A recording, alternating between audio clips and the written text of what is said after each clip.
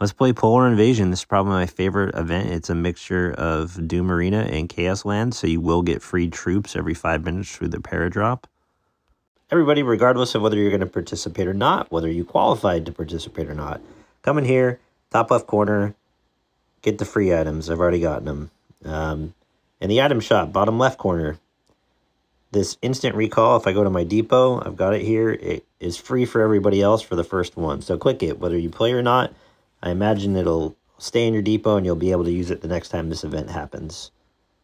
Okay, let's talk about the actual event. So when you're playing each of these posts or territories, the first time you try to take them over, you will get bonus points, and there are also NPCs or computer forces that are inside of them you have to conquer. You can only take posts that are adjacent to an area you already control. Immediately, you want to split into two forces and go to the left and to the right. As you can see, the right here, you're going to hit a block where one of these cities has a timer on it that you won't be able to push into the other person's territory, but that choke point is important. So on the right side, B7, and on the other side, I think it's C7. These are these choke points that if you control these, you are safe with everything behind you. You don't have to leave troops to occupy territories that you have conquered. You just want troops in defending these choke points because they have to break through this before they could get to your other areas. The next level of play here, though, is if you can push out and you take A7, and then from there, you're going to move up to taking A6, and then you're going to take A5. And that's the choke point, cutting them off from being able to access the middle. The cities or posts in the middle, they are worth more points for the initial occupation, as well as they give more points as you are holding them over time. A large part of strategy in this is denying points to your enemy, and order of operations is really helpful in that. And so if you were able to successfully take those chokes to the middle area of the board that opens up 15 minutes in, it's good to prioritize taking those first occupations before the ones closest to you, because you can only take territories that are adjacent to ones you control. So there's no point in prioritizing in the middle of these two that are next to your base. Take the ones next to the enemy's choke points to the middle first. And then a large part of this game too is knowing when to withdraw and to reinforce the correct places. So you probably can give up those choke points to the lower tiered posts and reinforce the interior ones that are worth more points per minute. I think this ring around the center will open up at 25 minutes into the game. And it's the same strategy. There's no point in prioritizing taking the one directly in front of you. If you have control of the ones to the sides, you want to take the ones that your enemy could potentially be closest to taking to deny them that opportunity. You can always take the one that was closest to you at any time. So this central building has the same timer as the posts surrounding it. So once you have occupied one of those surrounding posts, you can make a run on this center area if you want. Again, it will give a bunch of first-time occupation points. If you hold it at the end of the match, it'll also give you a 3,000 point boost as well. It has really strong computer forces there, though. Obviously, things are relative depending on how strong you are, but generally speaking, I think you need at least like 30 to 45 members to be able to hit it and successfully take it over. If you're really running away with your positioning over other people, you could, in theory, hold all of those cities around it and deny anybody the chance of even being able to take a run against it without first having to occupy one of those other posts. So again, like the higher level post, the more points that you'll get for the initial first occupation. So there's a strategy in trying to take things before the enemy does so you can get those points. And the amount of points that you get paid per minute for controlling one is also going to be higher as well. So as the game progresses on, it's okay to potentially have them invade kind of those initial posts near your main city if you're controlling the center area, because those pay out more points. But if you have those chokeholds like I talked about, it's really hard for them to push past those areas as well. There are some different items that you can get. I'll have to do a post follow-up on some of that stuff. In the meantime, I'll just essentially let you watch the first Polar Invasion that our alliance did, and hope you guys find the information useful.